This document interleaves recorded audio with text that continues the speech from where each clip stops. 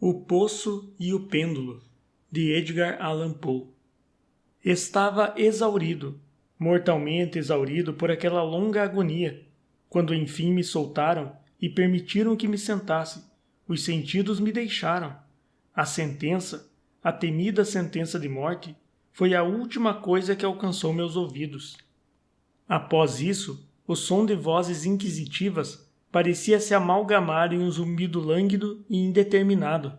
Transmitia à minha alma a ideia de rotação, talvez por estar associado na memória com o ruído de uma roda de moinho.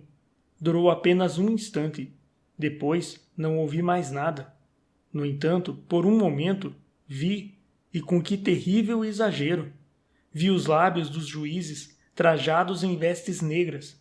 Pareceram-me brancos, mais brancos do que a folha onde escrevo estas palavras, e grotescos de tão finos, finos com a intensidade de sua expressão de firmeza, de resolução inflexível, de desprezo austero pela tortura infligida aos homens.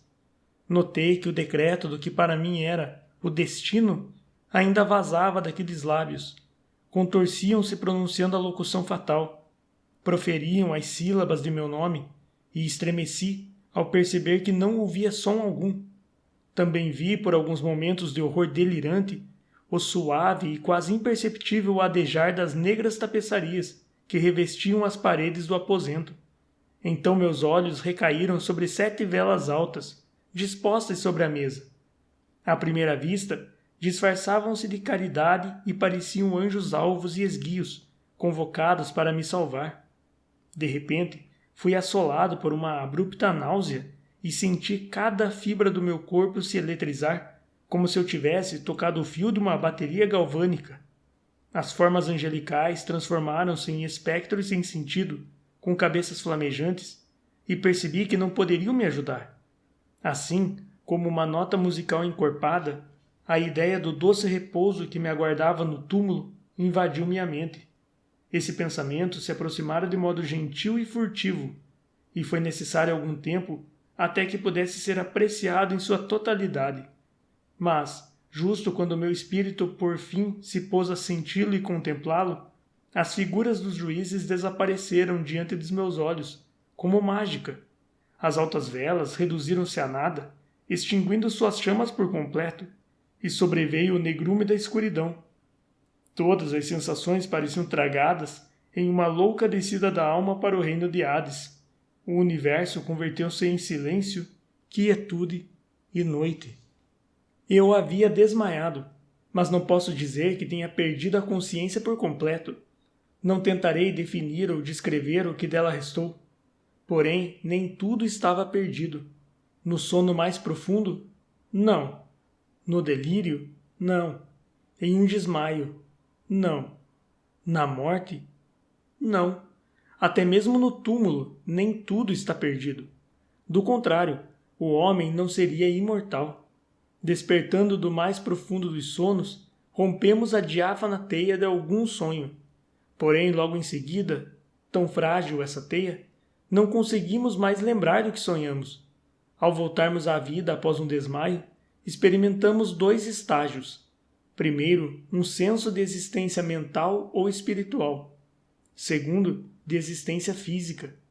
Parece provável que, caso pudéssemos recordar as impressões captadas no primeiro estágio ao alcançarmos o segundo, as descobriríamos férteis em memórias do abismo insondável. E o que é esse abismo?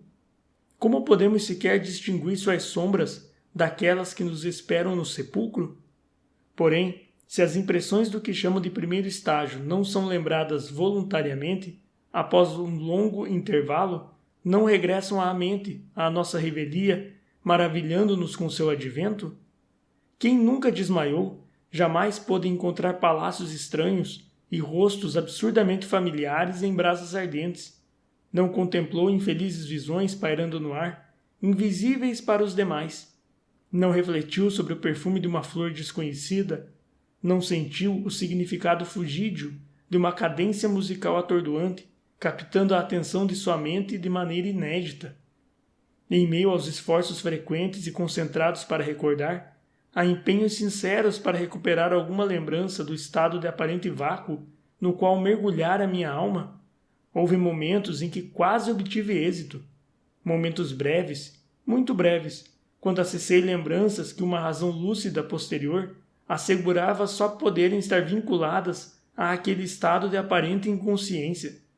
Essas sombras da memória recriavam uma cena indistinta de figuras esguias que me suspendiam e conduziam em silêncio para baixo, sempre para baixo, até que fui sufocado por uma vertigem aterrorizante, provocada pela sensação de que a descida era interminável. Recordo de um horror vago oprimindo meu peito, justamente por senti-lo oco. O coração emudecera em uma quietude anormal. Tive então a impressão de uma súbita imobilidade, como se os que me carregavam, que sinistra corte, tivessem ultrapassado na descida os limites do ilimitado e, por fim, estacado, vencidos por sua exaustiva labuta. Depois, recordo-me de uma sensação de letargia e umidade, e então tudo é loucura, a loucura de uma memória que se ocupa de coisas proibidas. De súbito, movimento e som regressaram à minha alma, o agito tumultuado do coração e, em meus ouvidos, o som de suas batidas. Então, um intervalo onde tudo é vácuo. Em seguida, som, movimento e toque, uma sensação de formigamento percorrendo o corpo.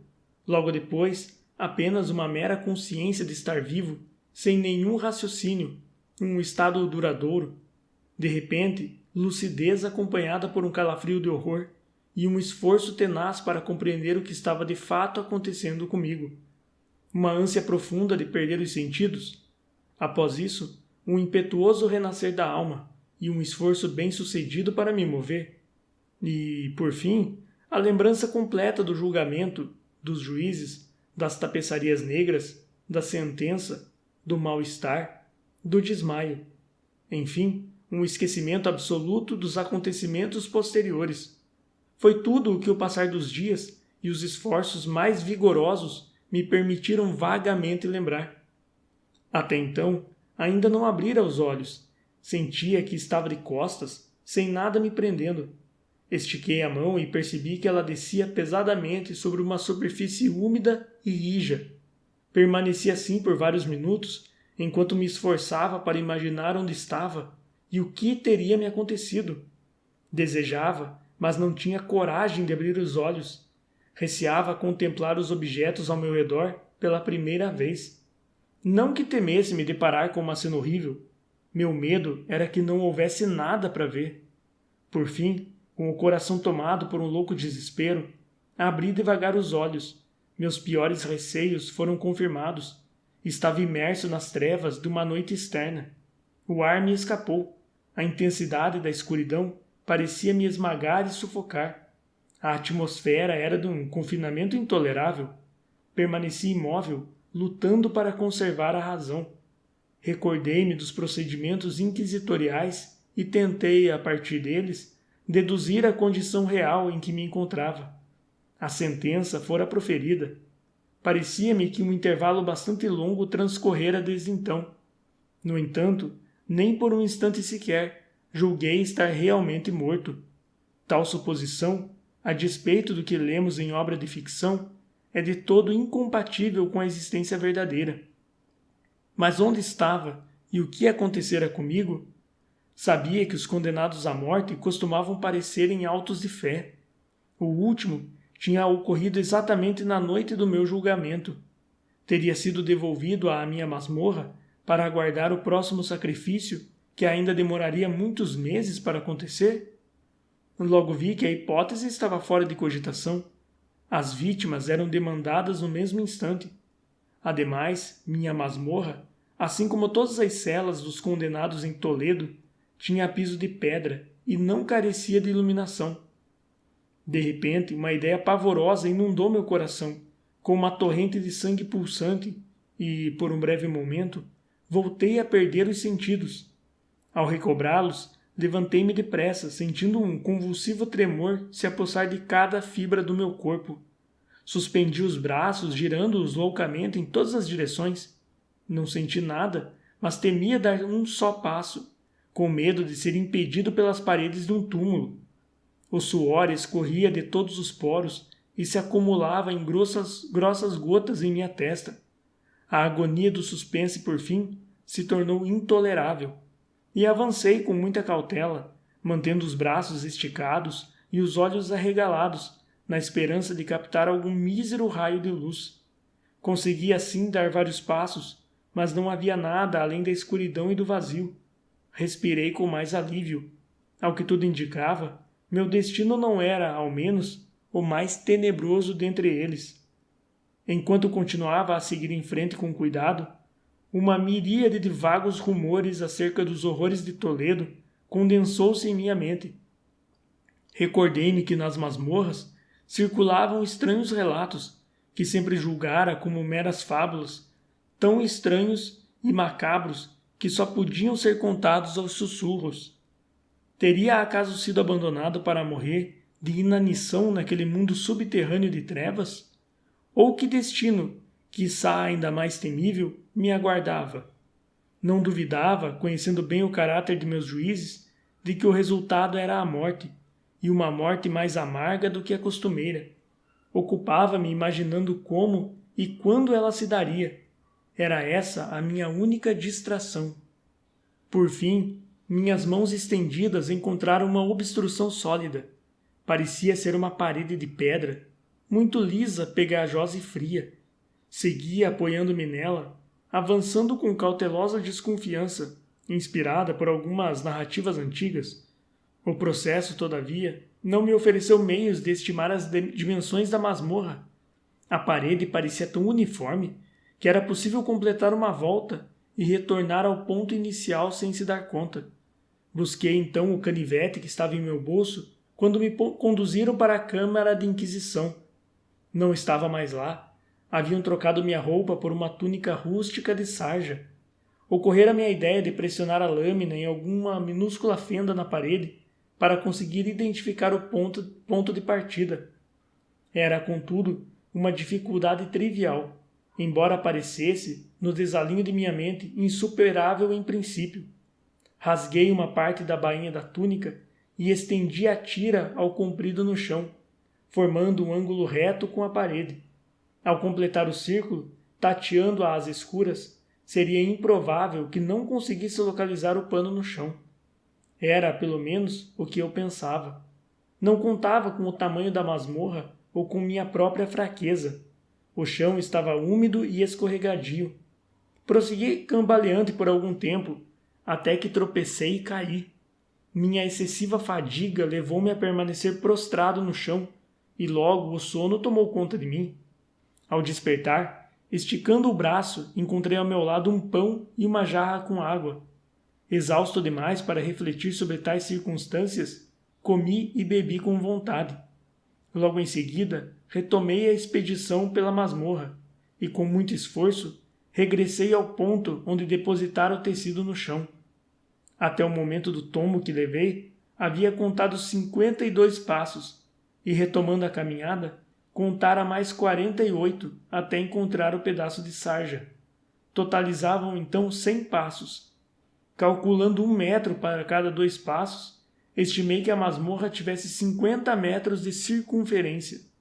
Deparara-me, entretanto, com vários ângulos na parede, e, desse modo, não podia adivinhar o formato da cripta, pois não restava dúvida de que se tratava de uma cripta. Minha pesquisa não possuía propósito algum e, de certo, não prometia esperança, mas uma vaga curiosidade levou-me a continuá-la. Afastando-me da parede, decidi cruzar a área do local. Primeiro caminhei com extrema cautela, pois o piso, embora de material aparentemente sólido, estava coberto por um visco traiçoeiro. Por fim, tomei coragem e avancei com passos firmes, tentando atravessar a distância da forma mais reta possível. Tinha dado 10 ou 12 passos, quando a bainha rasgada da túnica se emaranhou em minhas pernas. Pisando sobre o tecido, levei um tombo violento e caí com o rosto no chão. No atordoamento da queda, não me dei conta de imediato de uma circunstância um tanto quanto perturbadora. que, nos instantes seguintes, chamaram minha atenção enquanto ainda estava prostrado no chão. Notei que meu queixo estava apoiado no chão da prisão, mas meus lábios e a parte superior de minha cabeça, embora aparecessem em uma elevação menor do que o queixo, não encostavam em nada. Ao mesmo tempo, minha testa parecia umedecida por um vapor pegajoso e o cheiro característico de cogumelos podres alcançou minhas narinas.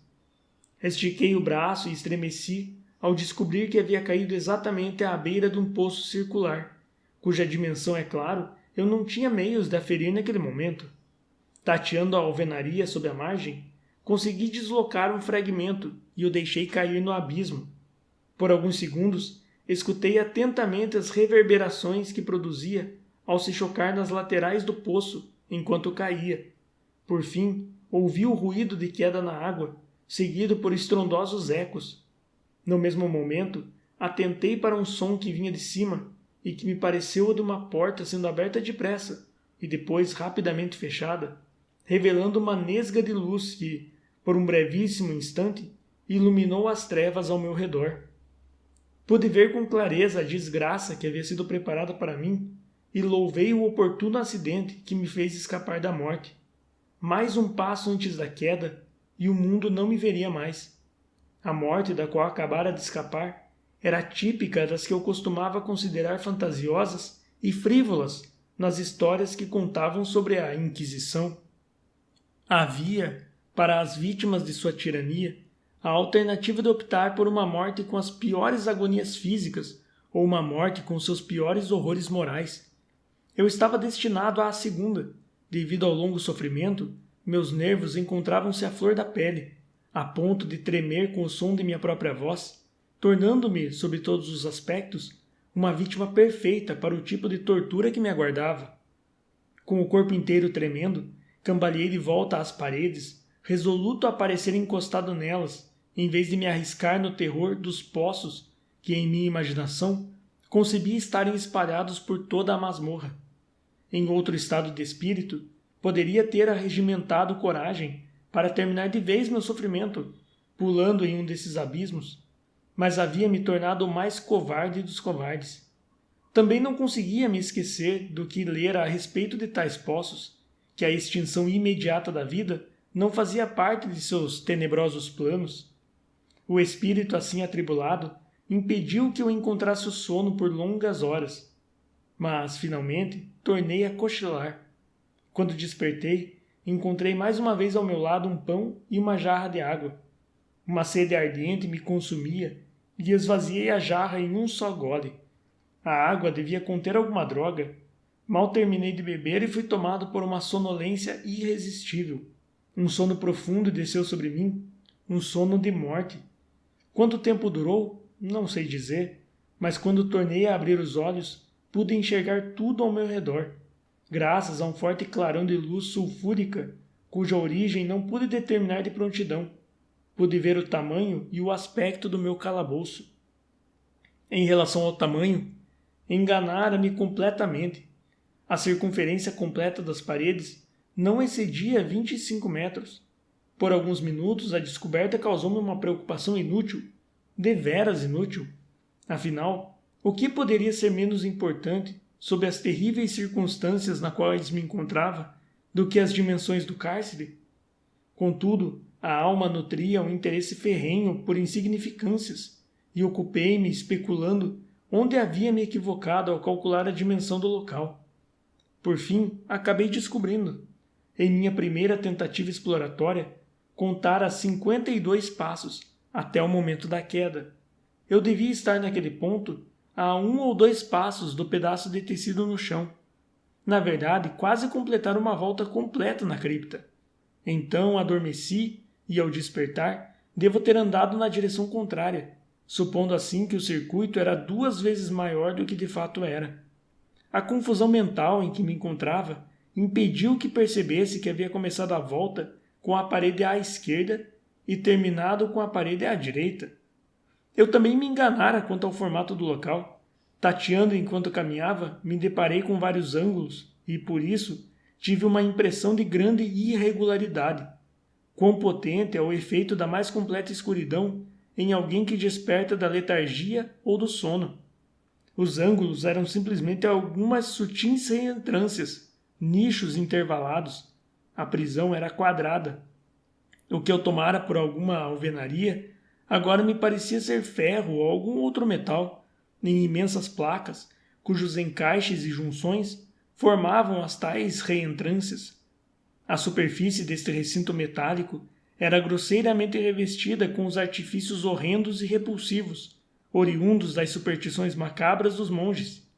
Figuras de demônios com aparência ameaçadora, formas esqueléticas e outras imagens ainda mais assustadoras espalhavam-se, desfigurando as paredes.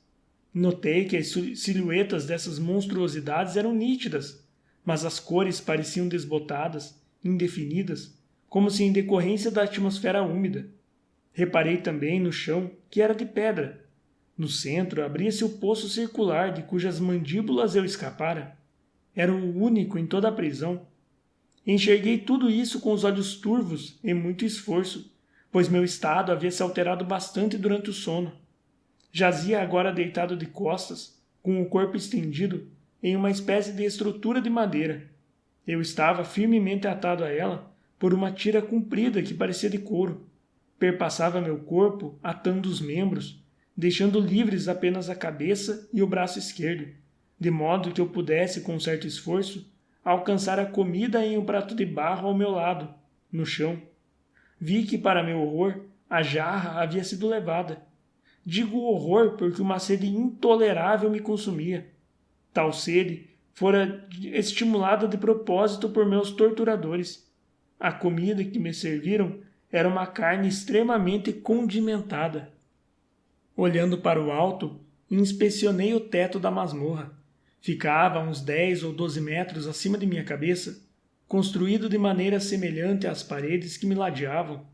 Em um dos painéis, uma figura muito singular capturou minha atenção. Era um desenho do templo, como costumava ser representado, mas, em vez de uma foice, o que lhe parecia trazer nas mãos à primeira vista, assemelhava-se à imagem de um gigantesco pêndulo, como o que vemos nos relógios antigos. Havia algo, porém, na aparência desse objeto que me levou a examiná-lo com mais concentração. Enquanto o fitava, diretamente sobre minha cabeça, pois estava em cima de mim, exatamente nessa direção, imaginei vê-lo em movimento. Um instante depois, o que julguei imaginação provou ser realidade. O seu oscilar era breve e, é claro, lento. Observei por alguns minutos, sentindo um medo vago, porém mais curioso do que qualquer outra coisa. Por fim, exausto de contemplar aquele vagaroso pendular, voltei meus olhos para os demais objetos da cela. Um ruído sutil me distraiu, e olhando para o chão, vi que vários ratos enormes o atravessavam. Haviam saído do poço, que ficava à minha direita. Brotavam das profundezas aos borbotões, apressadamente, com olhos esfaimados, atraídos pelo cheiro da carne. Foi necessário muito esforço e cautela para espantá-los. Deve ter se passado 30 minutos, talvez uma hora inteira, pois não era possível ter uma noção precisa do tempo antes que eu olhasse para cima novamente. O que vi então me deixou confuso e perplexo. O oscilar do pêndulo aumentara em quase 1 metro e, por conseguinte, sua velocidade também estava maior. Contudo, o que mais me perturbou foi a impressão de que ele havia descido. Percebi então, com um horror evidente, que sua extremidade inferior era formada por uma lâmina fulgurante de aço em forma de arco, com uns 30 centímetros de comprimento de uma ponta a outra. As pontas estavam voltadas para cima e a parte de baixo parecia tão afiada quanto uma navalha. Também, como uma navalha, parecia maciça e pesada, oriunda de uma sólida e larga estrutura que, afunilando-se ao longo do fio, era mais estreita na extremidade. Estava presa a uma pesada haste de metal e produzia um som sibilante enquanto oscilava no ar. Eu já não mais duvidava do triste fim que a inventividade monástica em modalidades de tortura havia me reservado. Os agentes inquisitoriais de certo haviam tomado conhecimento de que eu descobrira o poço. o poço cujos horrores haviam sido destinados para um dissidente tão impávido quanto eu. O poço, típico do inferno e considerado pelos rumores como a última tule de todos os castigos. Fora por um mero acidente que evitava o mergulho fatal naquele buraco. Sabia que o fator surpresa, ou uma armadilha que me conduzisse ao tormento, constituíam um importante componente de toda a grotesquière das mortes nas masmorras. Ao descobrirem que evitei a queda, já não cultivavam mais o plano demoníaco de me atirar no abismo. Assim, na falta de outra alternativa, uma morte diferente e mais suave me esperava. Mais suave. Cheguei a esboçar um sorriso em meia agonia diante do emprego de tal palavra. De que adianta relatar as longas horas de pavor mais do que mortal, durante as quais só me restava contar as vibrações cada vez mais velozes da lâmina de aço. Ela descia em minha direção, centímetro por centímetro, com uma proximidade que só podia ser averiguada em intervalos que pareciam uma eternidade. Os dias se passaram, muitos dias provavelmente, até que a lâmina por fim se aproximou tanto que já era possível sentir seu hálito acre bafejando em meu rosto. O odor pungente do aço penetrava em minhas narinas. Eu rezava, fatiguei os céus com rezas, suplicando que a lâmina do pêndulo descesse de uma vez. Tomado por um louco desespero, esforçava-me para erguer o pescoço e ir de encontro ao oscilar da tenebrosa cimitarra. Então acalmei-me de repente e me pus a contemplar, com um sorriso, a morte cintilante, como uma criança diante de um brinquedo raro. Adveio outro intervalo de total inconsciência. Deve ter sido curto, pois quando recobrei os sentidos, não observei descida perceptível no pêndulo. Ou talvez tenha sido mais longo. Sabia que meus demoníacos torturadores monitoravam os desmaios que estava tendo, e era possível que interrompessem o oscilar quando estivesse desacordado. Ao recobrar a consciência, também me senti tomado por náusea e fraqueza inexprimíveis, como se resultantes de um longo período de inanição. Mesmo em meio às agonias do momento, a natureza humana ansiava por alimento. Com doloroso esforço, estiquei o braço esquerdo tanto quanto as amarras me permitiram e alcancei os restos que os ratos me deixaram. Assim que levei a comida aos lábios, um pensamento indistinto de alegria, de esperança, acendeu-se em minha mente. No entanto, que esperança eu poderia contemplar? Era, como disse, um pensamento vago. Temos muitos que nunca se tornam concretos. Sentia que era de alegria, de esperança, mas sentia também que morrera antes mesmo de se formar por completo. Em vão, esforcei-me para recuperá-lo. O longo sofrimento ao qual estava exposto parecia ter aniquilado quase que por completo minhas costumeiras capacidades mentais. Havia me tornado um imbecil, um idiota. A vibração do pêndulo estava alinhada em ângulo reto com meu corpo. Notei que a lâmina, em formato de lua crescente, fora projetada para atravessar o peito, na altura do coração.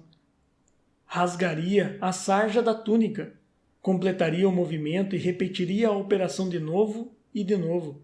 A despeito de seu oscilar assustadoramente cada vez mais amplo, eu calculava 9 metros ou mais, e do sibilante vigor com que descia, suficiente para rachar as paredes de aço.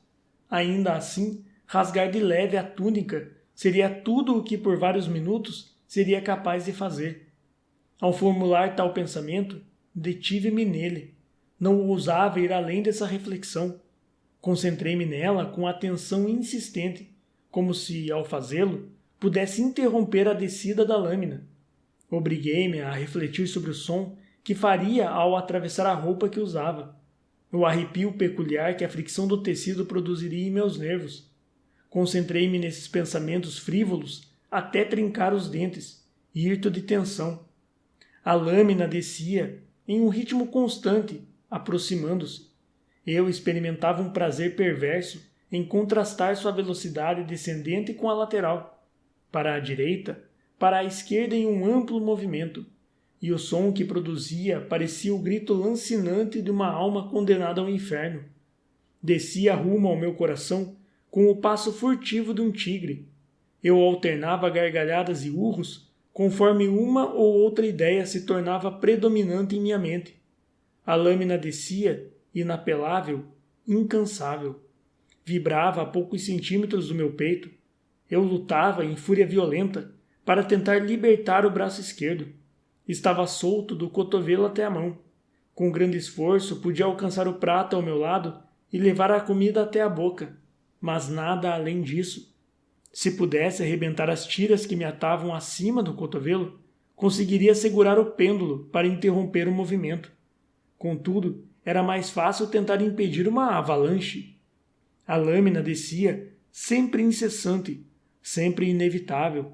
Eu arfava e me debatia a cada vibração. Encolhia-me em convulsões a cada oscilar do pêndulo. Meus olhos acompanhavam o pendular de um lado para o outro, com a avidez do desespero mais despropositado. Eles se fechavam espasmodicamente na descida do pêndulo, embora a morte pudesse ser um alívio. Um alívio inexprimível. Não obstante, todos os meus nervos estremeciam ao pensar que bastaria que a máquina descesse um pouco mais para precipitar o machado afiado e brilhante sobre o meu peito. Era a esperança que estremecia meus nervos, que fazia o corpo inteiro encolher.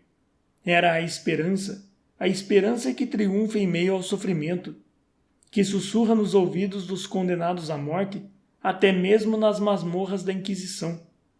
Percebi que bastariam mais 10 ou 12 oscilações para que a lâmina entrasse em contato com a roupa que usava, e, com essa constatação, desceu sobre meu espírito a calma contida do desespero. Pela primeira vez em muitas horas, ou quiçá dias, refleti. Ocorreu-me que a atadura, a tira de couro que me envolvia, era inteiriça. Não estava preso por cordas avulsas. O primeiro golpe da lâmina em qualquer parte da tira iria rompê-la, permitindo que eu me soltasse usando a mão esquerda. Mas como era temível, nesse caso, a proximidade da lâmina. O menor movimento para me desvencilhar poderia resultar em morte. Ademais, duvidava que os asséculas do torturador não tivessem previsto essa possibilidade, pensando em alguma maneira de evitá-la. Seria possível que a faixa cruzasse meu peito na direção do pêndulo? Receando ver frustrada a última esperança, ergui a cabeça, apenas o suficiente para conseguir enxergar bem o peito. A faixa envolvia meus membros e o tronco em todas as direções, menos na região onde a lâmina poderia entrar em contato com ela. Eu mal repousara a cabeça novamente, quando adejou em minha mente o que posso descrever apenas como a parte que faltava para completar a ideia de salvação que mencionei antes. A ideia que me ocorrera pela metade, de maneira indeterminada, quando levei a comida aos lábios febris. Finalmente pude vislumbrar o pensamento completo, débil, não de todo são, não de todo definido, mas ainda assim completo. Comecei de imediato, com a energia nervosa do desespero, a tentar sua execução. Durante muitas horas, a vizinhança imediata da estrutura de madeira onde eu estava, deitado, estivera lotada de ratos. Eram ferozes, destemidos e vorazes. Fitavam-me com seus olhos vermelhos, como se aguardassem apenas que eu quedasse imóvel para me fazer de presa. Com que tipo de alimento, pensei, eles estavam acostumados no poço? Haviam devorado, a despeito de todos os esforços que fiz para espantá-los, quase todo o conteúdo do prato. Eu me habituara a oscilar a mão sobre o objeto. Por fim, a monotonia inconsciente do movimento deixou de produzir efeito. Em sua voracidade, os ratos cravaram repetidas vezes suas presas afiadas em meus dedos. Esfreguei o que sobrara da carne, oleosa e apimentada, em todas as partes que pude alcançar da faixa que me atava. Então, erguendo a mão do chão, prendi a respiração e fiquei absolutamente imóvel. No início, os animais esfaimados ficaram surpresos e assustados com a mudança, com a interrupção do movimento. Recuaram, alarmados. Muitos regressaram ao poço. No entanto, isso durou apenas um instante. Eu não contara em vão com sua voracidade. Constando que eu permaneci imóvel, Um ou dois mais ousados subiram no estrado de madeira, farejando a faixa, e isso pareceu sinal para que todos os demais avançassem. Saíram em novos grupos do poço, agarravam-se à madeira, escalando-a, pulavam aos montes sobre meu corpo. O movimento cadenciado do pêndulo não parecia perturbá-los. Evitando as oscilações, ocupavam-se com a faixa besuntada, apertavam-se, amontoavam-se sobre mim em uma multidão sempre crescente, contorciam-se em minha garganta, seus lábios frios buscavam os meus, estava quase sufocado por sua pressão em meu corpo. Uma repulsa inominável crescia em meu peito e enregelava, com opressiva viscosidade meu coração. Mais um minuto e o esforço chegaria ao fim. Senti perceptivelmente o afrouxar da faixa. Julgava que já deveria estar rasgada em mais de um local. Com uma determinação sobre-humana, permaneci imóvel. Eu não me equivocara em meus cálculos, nem suportara em vão. Constatei afinal que estava livre. A faixa pendia do meu corpo, roída em pedaços. Contudo, o golpe do pêndulo já pairava sobre o peito. Cortara a sarja da túnica, rasgara o forro interno. Atingira-me mais 2 vezes, e uma dor lancinante espalhou-se por meus nervos. Porém, chegara o momento de escapar. Um gesto de mão foi o bastante para espantar meus redentores, que fugiram em tumultuosa pressa. Com um movimento firme, cauteloso e lento, encolhi-me e deslizei para o lado, livrando-me das amarras e escapando da cimitarra. Por ora, pelo menos, estava livre. Livre, mas ainda nas garras da Inquisição. Mal havia descido do leito de horror e pisado no chão de pedra da masmorra, e o movimento da diabólica máquina cessou. Foi erguida por uma força invisível até o teto. Essa foi uma lição que armazenei no fundo do meu coração. Cada movimento meu estava sendo, sem dúvida, vigiado. Livre, mas acabara de escapar da morte em uma modalidade de sofrimento para ser entregue a outra muito pior. Pensando nisso, volvi alucinadamente os olhos para as paredes de ferro que me enclausuravam. Algo estranho, uma mudança que, de início, não pude perceber com clareza, havia ocorrido naquele local. Por vários minutos de lânguida e trêmula abstração, ocupei-me com conjecturas vãs e desconexas. Durante tal período, descobri enfim a origem da luz sulfúrica que iluminava a cela.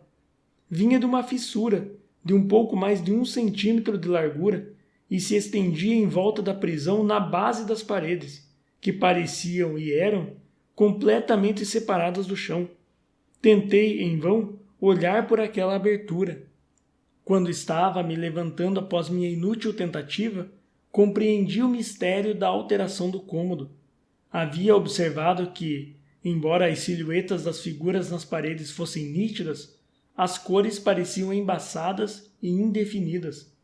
Essas cores haviam adquirido, ou estavam adquirindo por um momento, um brilho surpreendente e intenso que conferia às figuras espectrais e diabólicas um aspecto que teria apavorado até mesmo nervos mais firmes do que os meus.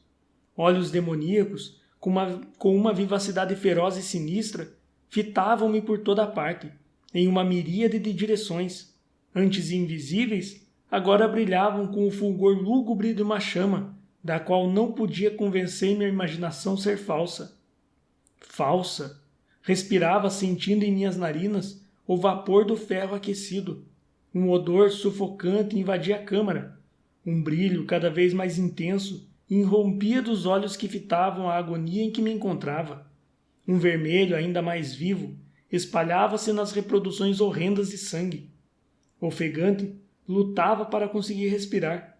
Não havia mais dúvida quanto ao objetivo de meus torturadores. Ah, homens incansáveis!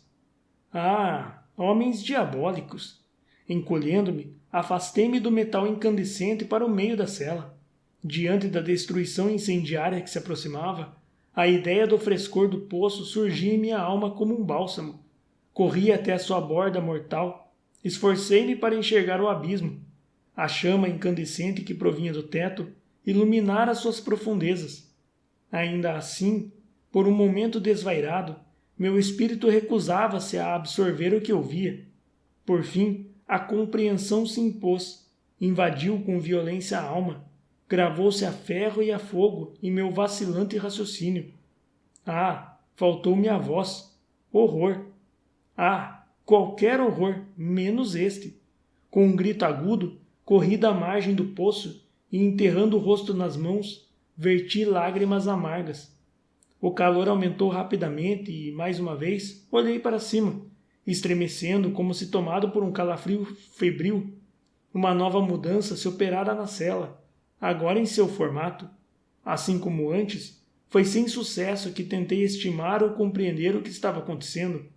Entretanto, a dúvida não perdurou por muito tempo. A vingança dos inquisidores havia sido apressada por minhas 2 fugas, e não era mais possível enfrentar o rei dos terrores. O local antes era quadrado.